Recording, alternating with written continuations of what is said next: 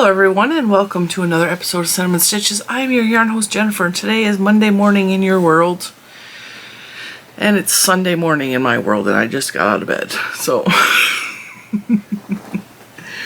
I wanted to come out and hurry up and record this video. Now next week, I just wanted to let you guys know I'm going to have videos all next week. They are all pre-recorded and preloaded.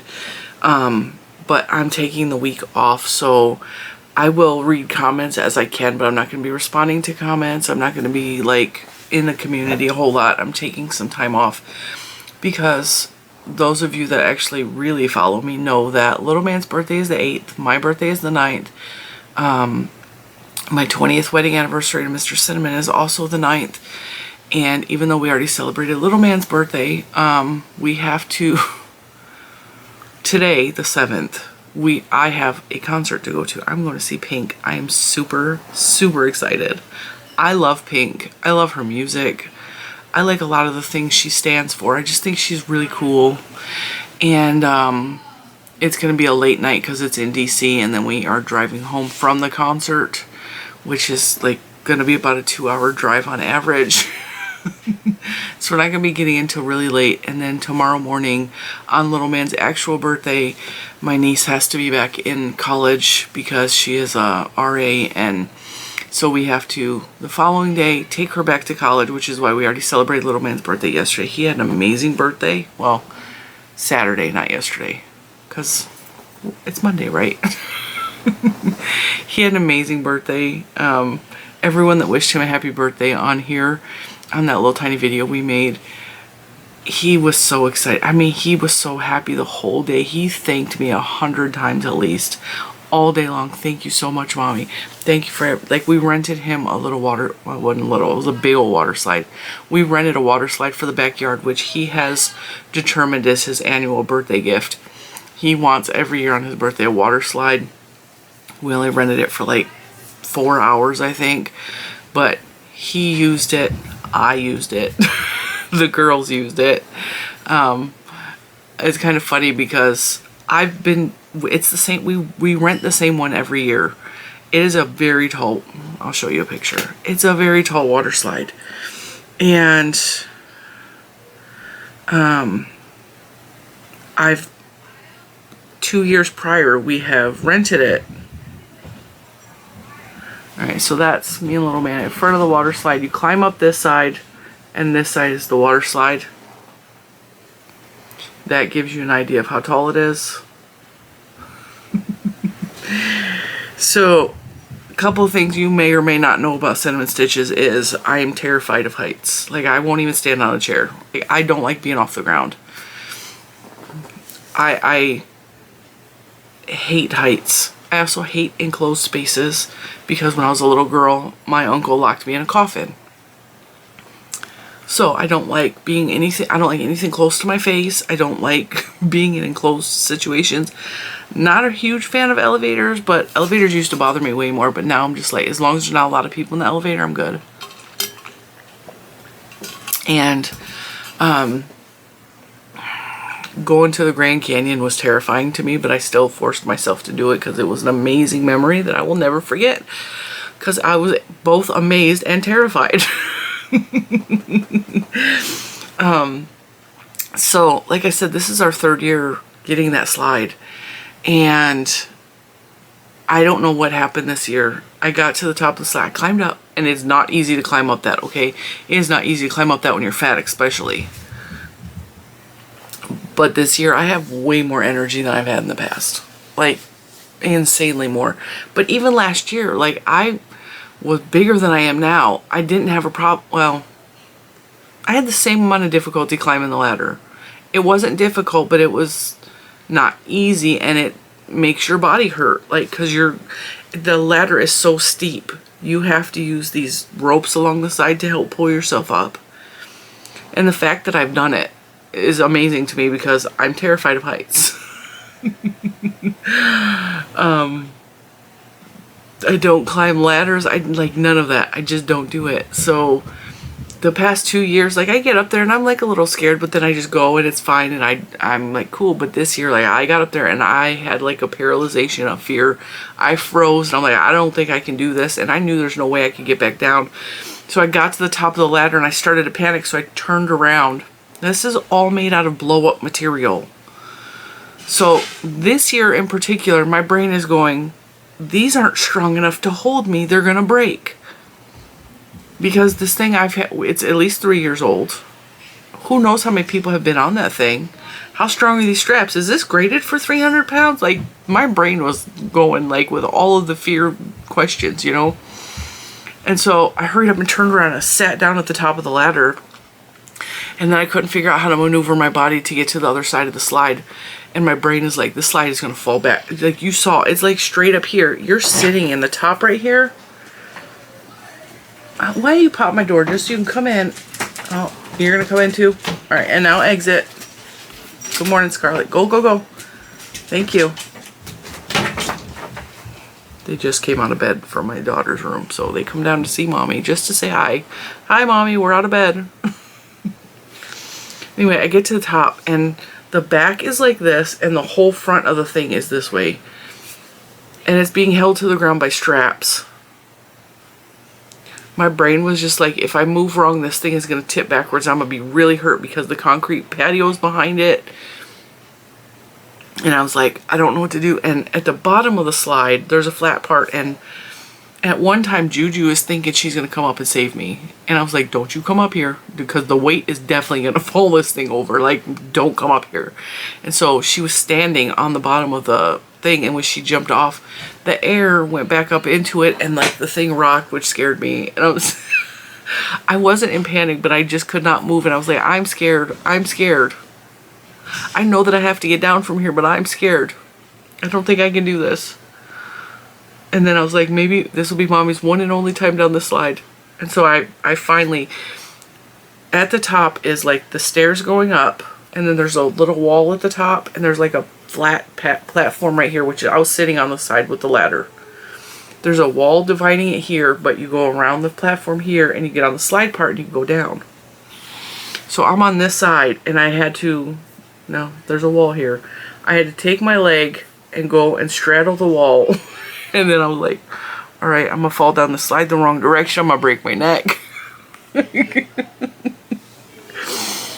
I sat there for a few minutes and Lucas is getting impatient. Come on, Mom, go down the slide. I'll come get you. And then I had to yell at him not to come up. And then finally I get my other leg over there and I'm bracing myself because you're not meant to sit up there. You're meant to slide down. And it's trying to make me go down because it's wet and water is pouring down on your head to get you to go down the slide. And so I'm holding the walls. And I'm like, all right, trying to make myself not go down the slide just so I can breathe for a few minutes. And then after a few minutes, what seemed like 10 minutes, but it probably wasn't longer than 3 minutes, I finally got up the nerve and went down the slide. And I laughed the whole way down. I laughed when I got to the bottom. Juju helped me get off the bottom because my weight made it push down a little bit.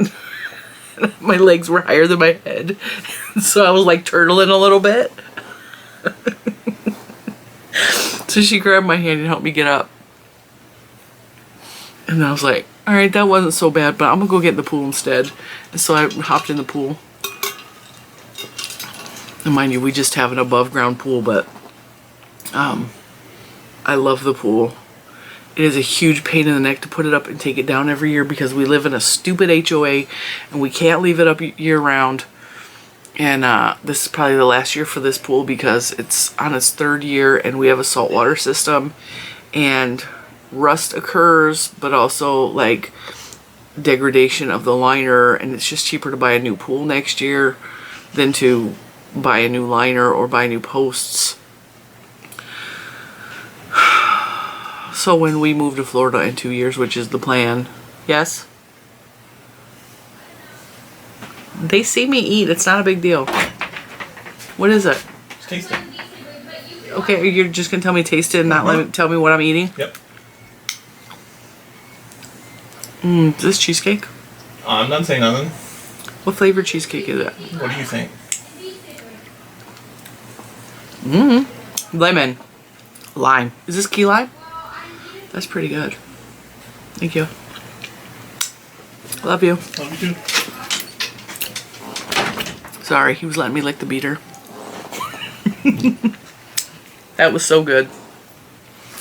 If you don't know, I don't like cake. We're celebrating my birthday today because in this world where I'm recording, it's Sunday. But you're in Monday world and we're talking Monday, whatever. I've never liked cake. I'm also allergic to gluten, so a lot of cakes just are a no-go. We have found one cake in the freezer department that is gluten-free that is pretty decent. He tried to buy one for little man's birthday party last night for me and Juju so we could have a slice. And it was so stale and disgusting. I took 2 small bites and I threw it out. Because apparently it had already been in the freezer for quite a while. It was just not good. And it tastes like it had been defrosted and then refroze because there was like chunks of ice on the top. It was not a good cake. And we've never had a problem with this cake before. I think it's just the grocery store. Maybe it's been hanging around too long. So for my birthday, he always makes me a cheesecake. But the thing with cheesecakes is you have to make it gluten-free because of me. But also I kind of need it to be sugar-free because I'm diabetic. So even though last night I had the gluten-free cake that I was supposed to eat, it was not sugar-free. So I got myself a small piece and then only took 2 bites. So like it didn't even really affect anything. So today, I guess he's making me a key lime cheesecake, which I'm super grateful for. I love citrus. I love cheesecakes because cheesecakes don't have to be sweet at all. So, and also I have monk fruit in there, which a lot of recipes are calling for monk fruit. So to the person that sent me monk fruit, thank you. I have been sent both monk fruit powder and monk fruit liquid, so I think I used up all the powder. I definitely used it all in tea. I drank a lot of tea this summer.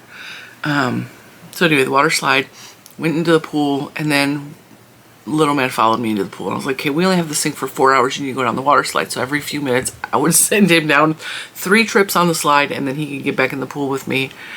And we just had a lot. We had a lot of fun together. And my niece was with us. Juju was still in the house. She did go down the slide before I came out, and then when I came out, she came back in because she was making little man a really cute present for his birthday. She went to the we call it the Asian store because it's mostly Asian, but it's called the International store. The man that owns it is from Cambodia, and as a matter of fact, his father, I just learned this other day when we went into the store because he was very long-winded.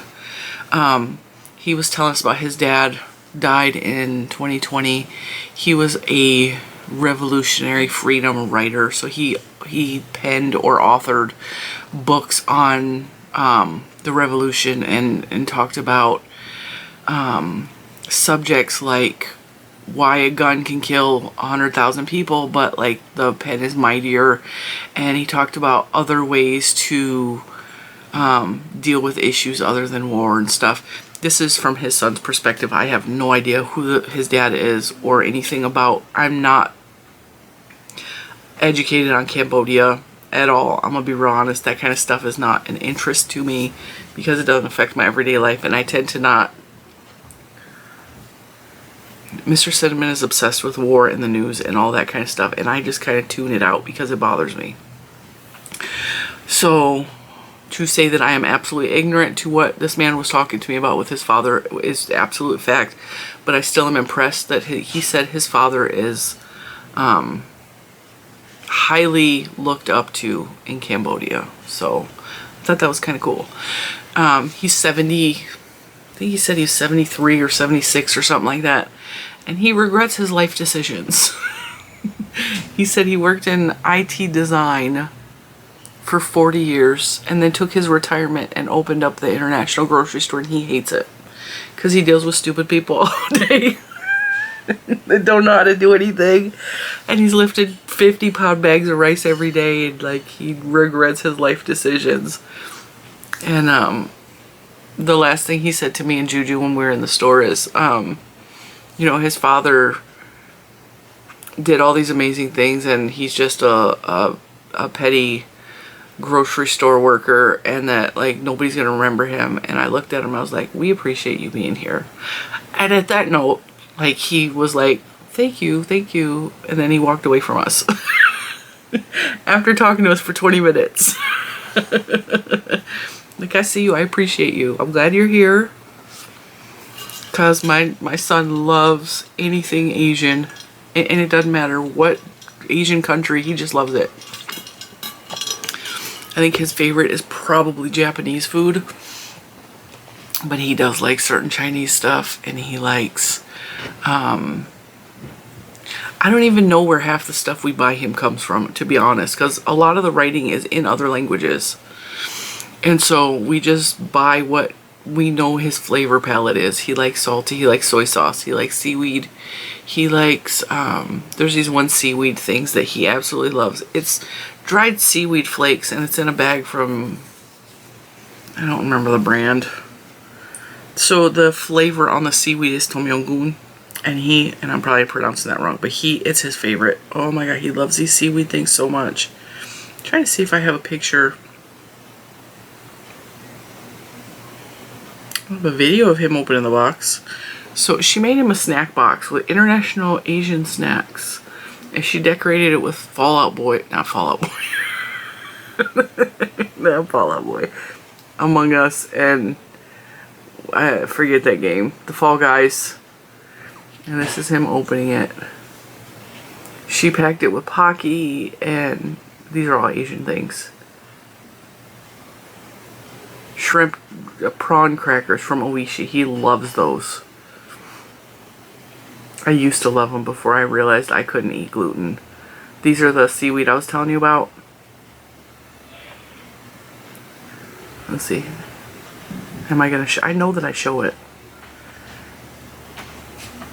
Bacon or sausage? You already know the answer to that. Bacon or sausage? You know the answer to that. Bacon. Yes. Yeah, those. Those are seaweed snacks that he loves. She also put 3 different types of ramen in there. He loves ramen. Ramyun marble drinks are in there. I don't remember what else she put in there, but she like spent a pretty penny. Like, she drained her bank account buying this kid snacks. She's got a couple dollars left today, and she wants to take him to go buy him some masculine smelling body wash. Which I think is so cute. She wanted him to have like, and he was so excited opening that box, and it's just snacks and like food, you know. He was so excited. And he's been working really hard because he has to make a conscious choice to eat. Because of the ADHD, he forgets to eat. And because of my ADHD, I forget to make him eat. Because I get busy doing other stuff and I forget to eat myself. And so it's a common ADHD thing, is you forget to eat. And on top of that, his medicine makes him not hungry. So he has to make a choice that he's going to put food into his stomach. And it's strange, and I hate that I have to make him aware that he has to eat, or else he drops 20 pounds and then he loses his medication. And when he's not on his medication, he is psychotic.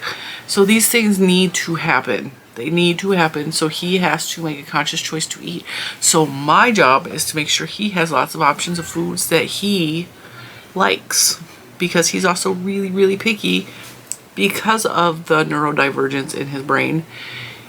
I also have these issues, sensory. Certain foods, now for me, it's not foods as much as it is like everyday things. The touch is what really gets to me. However, someone did mention in my comments on Friday, I think it was, they don't like bananas and Jell-O because of sensory issues, and I totally relate, because I don't like mushy bananas and I cannot stand the texture of Jell-O.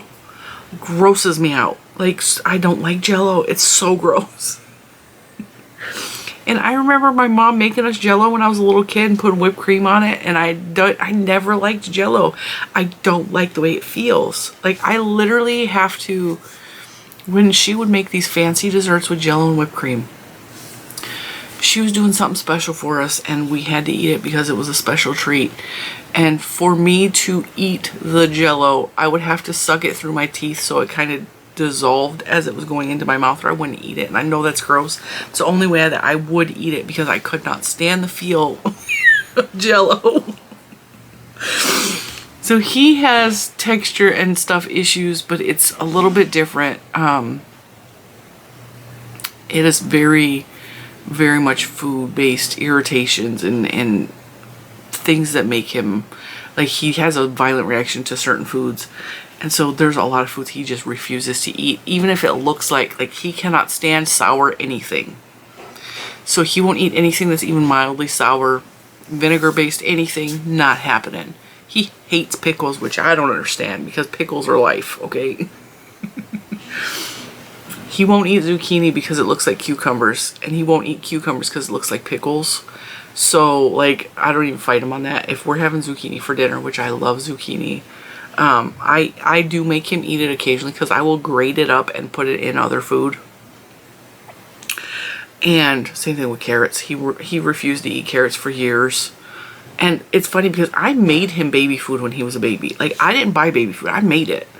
And I would freeze it, and we would, like, you know, it was a whole thing. Baby food is really easy to make. And I would just make a big batch on Sunday to get us through the week every week. And I did it with Juju, you know. Because it's cheaper to make baby food than to buy them stupid little expensive jars. And it's easy. You just cook the vegetables and then you put them in a blender. Problem solved. He ate carrots a lot because I mixed carrots with... Carrots was the base for a lot of my baby foods because, you know, beta carotene and like all the good stuff. So I would mix carrots with a fruit mix that I had that had mango. I bought it from the freezer department. Freezer fruit zhuzhes up really easy. You ain't gotta do nothing to fruit. Like, if you get the freezer fruit, if you just put it in the blender, bam, you got baby food. You obviously have to heat it up because you can't feed them frozen food, but I would mix the frozen fruit that had mango and other stuff in with the carrots. He loved it. And then I would also mix applesauce in with the carrots. And maybe that's the problem. Like, I don't make sweet carrots, so maybe that's why he didn't like carrots. But he wouldn't eat them for a long time. A long time. So I would grate those up. Speaking of grated vegetables, okay, you guys know I don't eat potatoes anymore because of my diabetes. And every once in a great blue moon, I will allow myself a potato snack. Like hash browns. I had hash browns with Mr. Cinnamon like 2 months ago at Cracker Barrel. And then, yeah, that's about it. Since January. It's a once in a great blue moon thing. I think I also may have had mashed potatoes one night for a dinner at a restaurant when we went out, and I don't remember what occasion that was. But that's the extent of it. Twice, maybe 3 times since January I've had potatoes, because potatoes have a lot of starches, which sugars, like, it's bad for you. It's bad for me because I have diabetes. I ain't speaking to nobody else. I love potatoes. So it was a couple weeks ago, and I'm like, I have been using zucchinis in replace of noodles. So we buy the zoodles, and Mr. Cinnamon has made pasta like 2 or 3 times. And then I have discovered if you take zucchini and you slice them, you can layer them with spaghetti sauce and cheese and make a lasagna. And I've done that. It is delicious, and everybody in this house loves it. And don't miss the noodles. Okay. I was in the kitchen looking for something to eat for me and Juju, and it was like, there wasn't a whole lot in there. And I was like, all right, well, what else can I use this zucchini for? I'm like, I wonder if I shred this, if I can turn it into hash browns. You can. I have now had it like 3 or 4 times, and it is so delicious. It gives you a mock hash brown sensation that you're eating, and it's a vegetable for breakfast. It's really good. So what I do is I grate it on a box grater, the whole zucchini, and then you have to squeeze the heck out of it because there's a lot of water in zucchini. So I ball it up and I squeeze it. You could wrap it in a tea towel, but you really just do it over like a strainer or a colander. You squeeze and squeeze until you can get as much of the water out as you can. You can also salt the zucchini and let it set, and then squeeze it, and then you'll get water out that way too. And then once I get as much water as I can, I get the pan really, really hot. I put a little bit of an oil base, or you can use your cast iron skillet. If it's well seasoned, you don't need an oil. I like a little bit of butter flavor. But you can use like a cooking spray or whatever you got. Get the pan nice and hot. Throw the zucchini in a really thin layer. Let it cook for like 2 to 3 minutes. Flip it over. Cook the other side. You have hash browns. Don't overcrowd the pan or there'll be too much water and you'll have to drain it and then it will be just cooked zucchini mush. But yeah, it's good with eggs. You put 2 fried eggs next to it. Or poached. I prefer poached. I love poached eggs. Yeah, really good. So, we're really here because it's Monday, and Monday I share my makes. By the way, the Pink concert tonight that I'm going to, we're going to talk about that again because I made something that I might wear to the concert. It's pink. I was like, I want to wear pink to a Pink concert. And last time we went to Fall Out Boy, I saw a couple of girls with crocheted shirts on, and I was like, I should have did that, but it was too hot. And Pink, once again, is going to be outside. We're at a baseball stadium, I believe. And, I gotta wait and see how hot it is outside to determine whether I'm gonna be able to wear this or not. But I made a shirt, and if you're in the Facebook group, you already saw this. I want to wet this and hang it so it stretches out a little bit because this is made out of bamboo. As a matter of fact, did I leave the labels in here?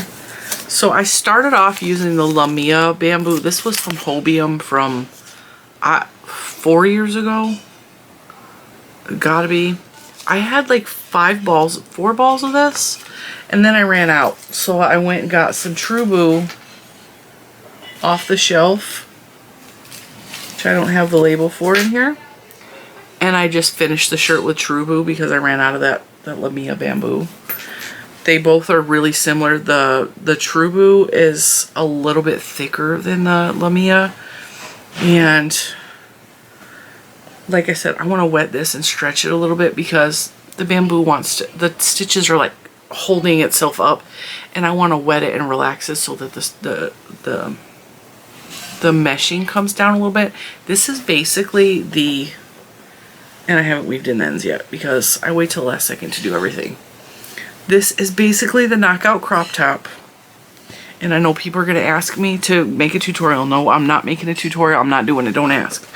I'm going to tell you how I made this different from the knockout crop top. I'm going to stand up because I want you to really see the shirt. Like I said, it needs to be stretched down a little bit. Okay, so this is basically the knockout crop top, except I made it longer. And see how it wants to pull back up. It needs to just be wetted and hung up, and all this will stretch down. So the difference is here. All right, so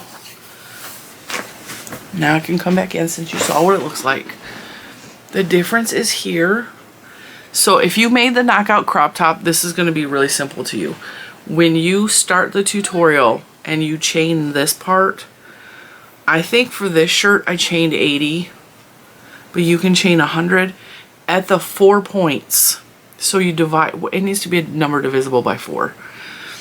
If you chain 100, every 20 stitches, you put a stitch marker. That is going to mark your increases for, you're basically making it out to be a square, which will eventually be a circle. Okay. When you mark the 4 spots, 2 and then 2, the 2 sleeves opposing themselves will be your sleeves.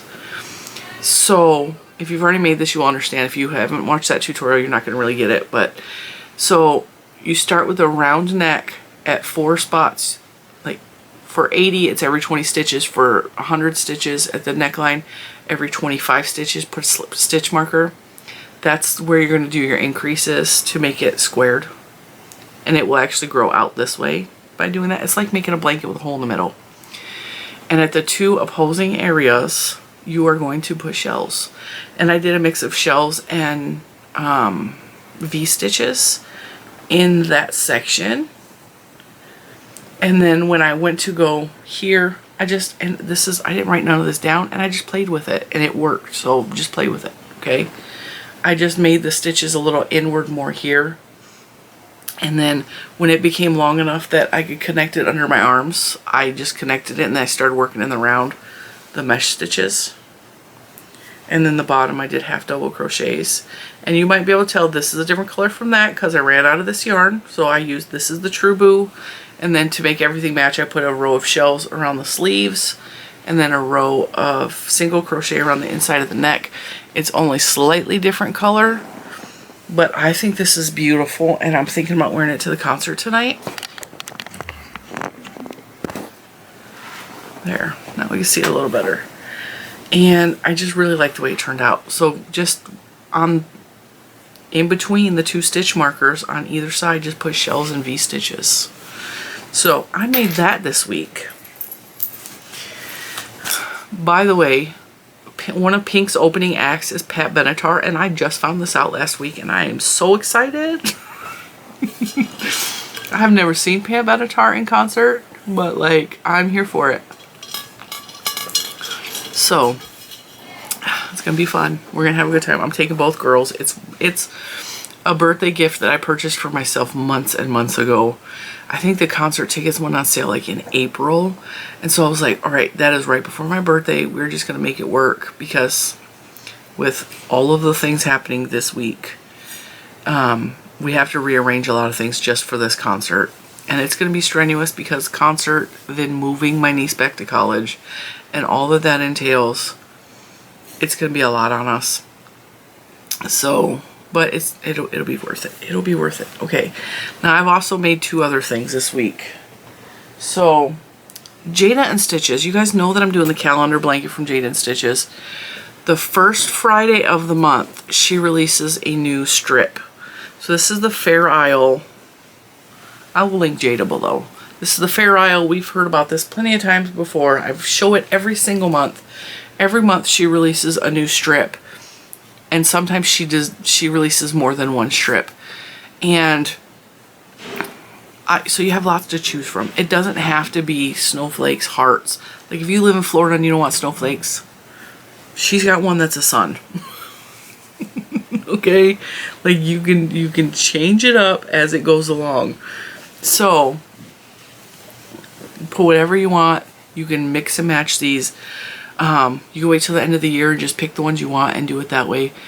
So, I knew that I needed to add on August. So, we have January, February, March, April, May, my daughter graduated, June, July, and August is the sailboats, which, oh my god, are so cute. So, I was really... is that not adorable? It's so cute. I love that the sun is above the... Because it almost looks like this is the horizon and then the sun is up in the sky. I just really like the sailboats. And I wasn't sure I was going to like the sailboats because when they first popped up, I was like, sailboats. But then... Just hang on, because we're going to come back to that. But... You guys know... Actually, I'll talk about this first and then we'll go on to this. Alright, we'll talk about that. So anyway, sailboats. I was having a hard time deciding what color sailboats to make because I didn't realize when I was making this stupid blanket out of entirely sparkle yarn that I was going to be limited because not every color is available in sparkle yarn, or I'm going to have to order new yarn every month, or I was going to... Like, this was my stupidity thinking I got enough sparkle yarn to make a whole blanket in multicolors every month with no repeats. This was my thinking. No, I'll be fine. No, I'm not going to need yellow and not be able to find it. Or orange, which I have orange and yellow now. It's all good. I also have gotten creative, and as you can see, I'm using variegated yarns. So this yarn, let me grab my bag, is going in my Charlie Brown Snoopy fall bag. So I'm in here looking, I was like, okay, I've used these blues, I have used this color blue, which I don't want to repeat because it's so bold. What am I going to do for the background of the boat? The boat kind of needs to be on a blue background, right? It's in the ocean or wherever. And so I'm looking, I was like, I don't have any other blues. Like this gray strip right here is blue technically. Like it's labeled as blue, but it's not. It's really gray. So I'm looking on my shelf and I'm like, what do I have? What do I have? So I came across This is a clearance yarn. This is the Dazzling from Hobby Lobby. Okay, this was clearanced out for $1.49. It was $5.99 at the time. It's probably $6.99 now, but I can't. This is the same colorway, by the way. This is a cool yarn, and it's so tangled in here. It's so tangled. So I grabbed these off the shelf because I was like, okay, you can see that the colorway is various shades of blue, but what makes this yarn unique is it's this variegated marl thing. And I've talked to you about these types of yarns in the past because I've shown them from several different companies. Let me untangle myself from this white. I've shown them from several different companies, and what it is, it's two different self-striping yarns twisted together to make the marl. See how there's two colors twisted together? So it's two different self-striping yarns. So the yarn is unique because depending on where you line up the stripes, the balls are going to look different, but they all blend in together, so you can mix and match the colorways together. Like I said, these are both a colorway pool. They look totally different. And even if you look on the inside, see how there's this really dark blue thread? Well, the dark blue thread is mixed with white on this one. So totally different, but totally the same, right? I like this yarn. It's unique. It says on the label it is a number 4.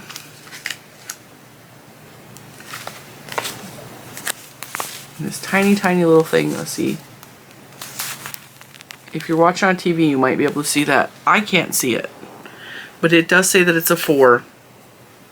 And when I started putting it in the bottom of the blanket, I was like, this is thin.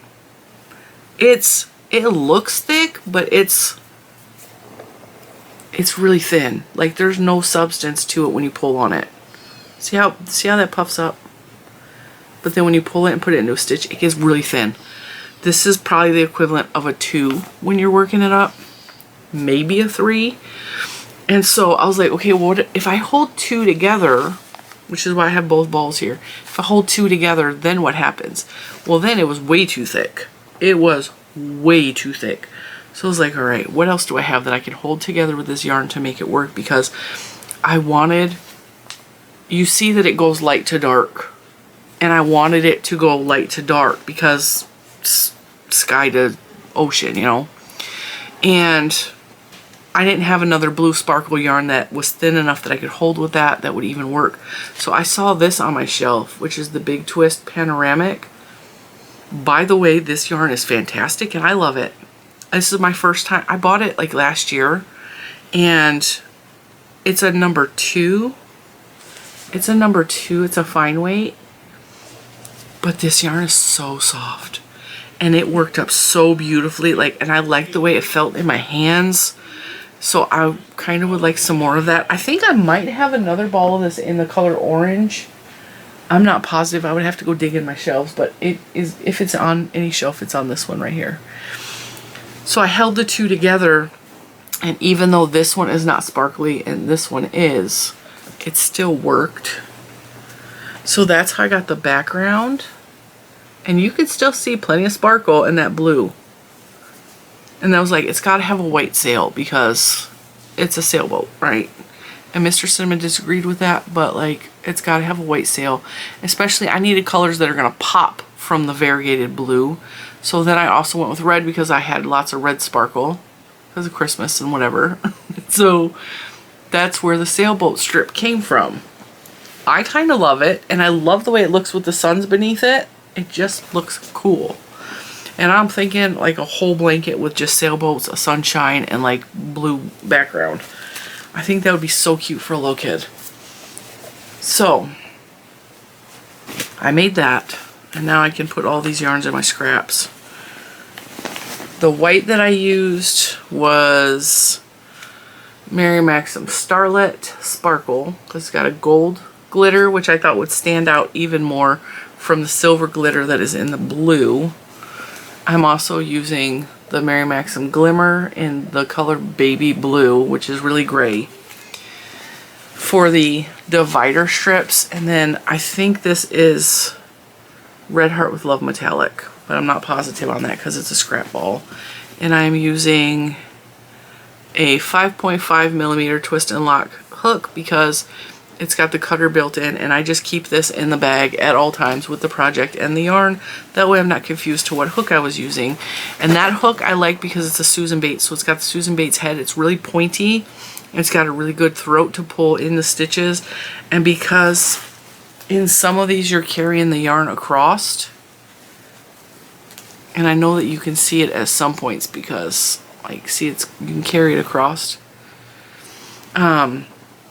I like to do my stitches a little bit tighter so you can't see it as much. Okay, now, while I was working on that, if you guys recall, this is going to circle back in a minute. I pulled out my Just Yarn Value yarn. You know, the really big skeins in the color blue and white. All right. If you guys recall from like a week or two ago, I was working out of, I think, this book. And I was going to make, see if I can find it, a Dutch Tiles Afghan that I have wanted to make for a very long time. I'm in love with the colors, the way they look, and so I made one little patch. Okay? There's a lot of these, and each one of these little squares, I don't have the patience to do this. So this is 4 little tiny granny squares, 4 little tiny granny squares, times about 1,000. I mean, yes, it's a beautiful pattern. I made this, and then I crocheted the pieces together, and I didn't like the way it looked. But I really like the idea of the Dutch tiles. So I'm sitting here, I was like, I kind of want to make another Jada and Stitches blanket because Jada is making one with, every month when she releases the new strips, she doesn't really, it's not a strip, it's a square, right? So she tells you to make the square first, just this section, which is like 20 by 11. And she tells you just to make that strip and make sure, oh, I'm pulling my stitches out. She said just make the square so that you can test how your colors work. I don't do that. I like to play on the edge. So I don't test anything out. I have just picked my colors and I just went with it. And if I make mistakes, I am all about mistakes on this channel. It's fine. One of the sailboats has way different. As a matter of fact, all of the sails on the sailboat I messed up because you're supposed to go 1 stitch, 2 stitches, 4 stitches, and I did 1, 2, 3, 5. It all worked out because I don't read the pattern. I just use the chart. So I open the chart on my phone. I pay for the pattern so that I have the chart. And I also messed up on one of the boats. So the boat is supposed to decrease this way, and I missed a stitch somewhere, and so one of them is off that way. I don't care. It's my blanket. And you can't really notice it unless you're sitting there counting stitches, and I don't care. Like, I'm cool with mistakes. There's plenty, like, that's how you learn. There's plenty of things that are in here that maybe are considered a mistake to some people, but I'm like, that's a design element. Like, cool, let's go with it, right? So, in her making the swatches, I mean, she's designing it, so she kind of has to make a swatch, right? She has all these little squares, and she's creating a separate blanket with just the square, the samples, right? And I was like, well, I kind of want to do that because I like the idea of, instead of all one row of sailboats, it's like a sailboat, a dog, paw print, etc. It gives a storybook-like feel, and it has the look of Dutch tiles, which Dutch tiles also have stories on them. So if you don't know what a Dutch tile is, let me see if I can find my phone. I'll show you pictures. They're traditionally these blue and white colors.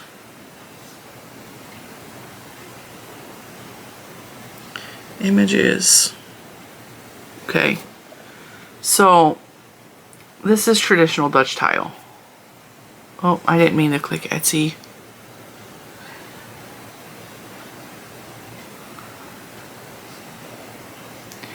So aren't those just cool? So that was my idea. Sailboats. So I was actually starting this blanket before, the night before Jada released the sailboat pattern. And I was looking at these tiles and I was like, sailboats? That's so beautiful. And then the next day, Jada released the sailboats and I sent her a picture and I told her, I was like, I love the sailboat. And I was telling her about the Dutch tile and I'm telling her, and I was like, you know, I want to do this Dutch tile. And she's like, I kind of think you need a little wooden shoe. I so need a wooden shoe for this blanket. Because the tulips work because Dutch tulips. I mean, come on. Look at that. See, that's a Dutch tulip, right? So we got the cute flowers. I mean, this to me, this and toile, I think it's called toile, which is also traditional blue and white. I've always had an attraction to those and I don't know why. I just think they're so beautiful. And I just am fascinated. I've always been fascinated. That's why I wanted to make that blanket. And now I'm like, oh, I don't want to put all those little squares together. So I'm like, okay, well, I have the blue and white yarn. How can I make this a Dutch tile blanket without making a bunch of squares? Because I don't want to do that. And then I was like, I could make the bigger squares instead of the little squares and do Jada's blanket. And obviously those blankets are 11 by 12 stitches. So they're way bigger than the little 2 by 2 squares, right? And so I actually took all the patterns I purchased, I screenshotted all of the graphs, and I put them in a file together so that they look like one image with 4 graphs on it. The problem with that is that I'm doing it on my phone and they're not perfectly lined up across from each other, so I have to really, really pay attention. And it takes all of my brain power. So I picked the January, this is the traditional January, February, March, April. These are the ones she released, so I stuck with that. And then I changed it up a little bit for the second row. So May was her house, she did, but then sometime in the summer she also did additional patterns for a strawberry and a butterfly. So I put those in there. And then in that book, if you guys remember me telling you about, I wanted to make the Dutch tile. So there's a graph and they're having you do this, right? And the problem with that is they're having you embroider the blue with the white. This is embroidery chart.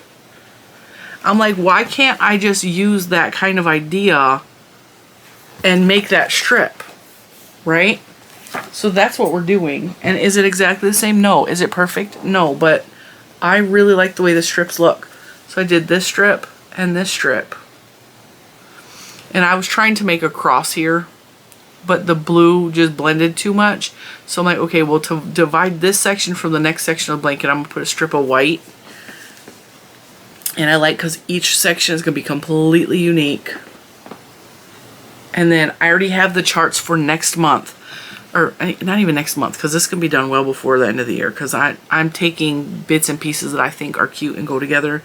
So the strip that I put together for next month that I'm going to do, let me find my file, because it's I've been working on so many things.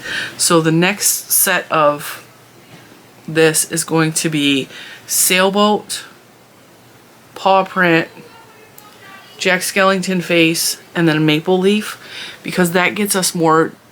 So I'm trying to do seasons. Okay, so this is like winter to spring, summer.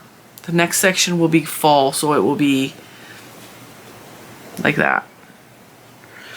And so the problem is lining up the charts. It's been really difficult because if I did it on my laptop, I would be able to do it much easier because I could actually see what I'm doing, because it's on my phone and I'm like trying to get everything lined up.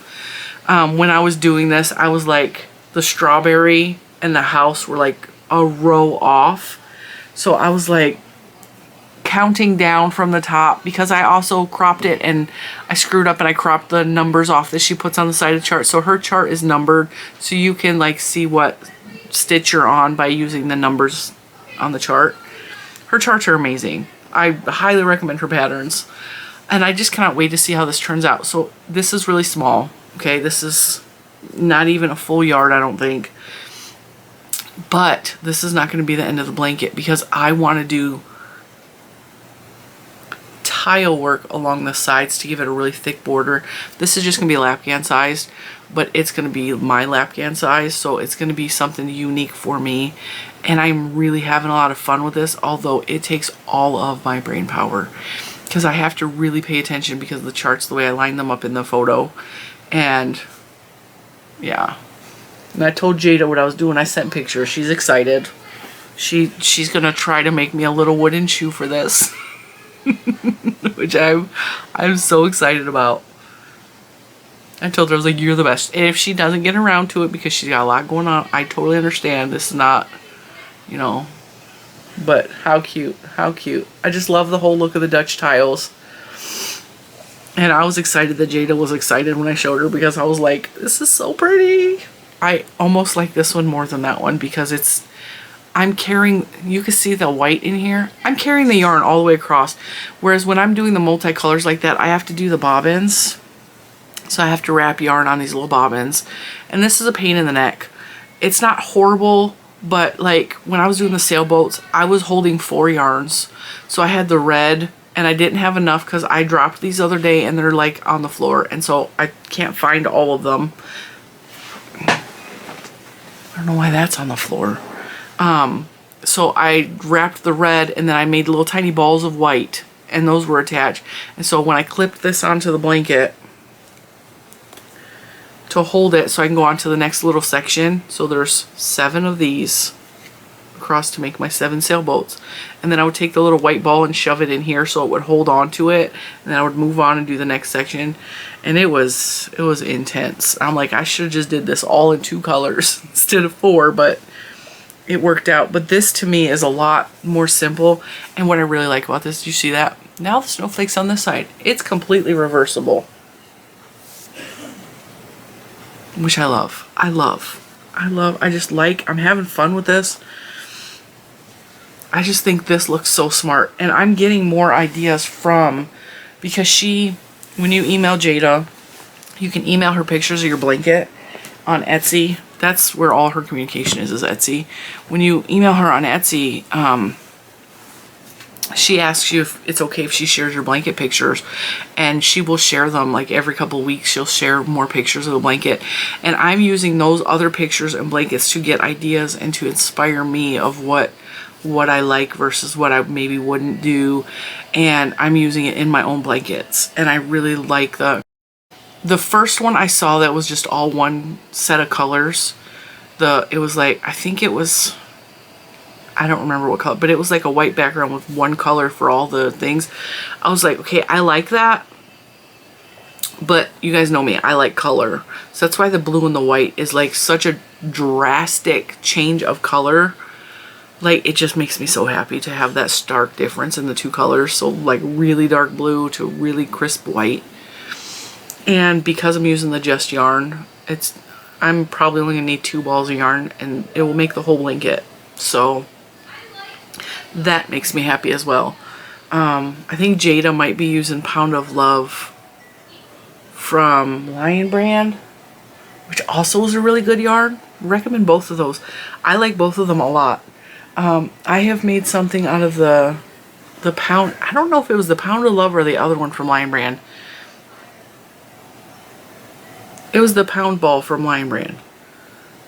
I know that they have a thinner weight baby yarn and then they have the worsted weight. It was the worsted weight. And I made a shirt out of it and it was beautiful and it was really nice yarn. And the Just yarn, I'm going to tell you this. Some yarns, the dyeing process will make the yarn fabric a little bit rougher. And Red Heart is notorious for that. Like the purples and the blues in Red Heart are a lot rougher than like the pinks. And I'm noticing that with the Just yarn. Like that dark blue is way rougher and the white is so baby soft. So when I get to the white, I'm so happy. And my battery's dying and it's almost an hour anyway. So I'm going to shut up now. Those are my makes for today and I will see you in the next one. Bye guys.